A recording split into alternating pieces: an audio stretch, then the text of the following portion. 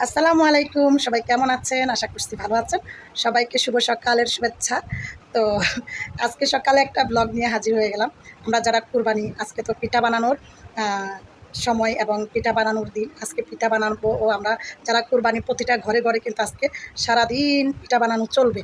তো চলুন আমি পিঠা বানানোর জন্য যে কাজগুলো করতেছি প্রথমত। তো এখানে হচ্ছে আমি ৩ কেজি ময়দা নিয়েছি। ৩ কেজির সাথে আমি ৫ কেজি চালের গুঁড়ি অ্যাড করব। তো এখান থেকে আমি ১ কেজি চালের গুঁড়ি আগেভাগে উঠায় নিব, সেটা হচ্ছে শুধু বেলার জন্য। তো এটা হচ্ছে আমার ২৫০ গ্রামওয়ালা একটা গ্লাস, এটা আমি মেজারমেন্ট করে রেখেছি। তো এখান থেকে আমি এই যে ১ কেজি উঠাই নেব।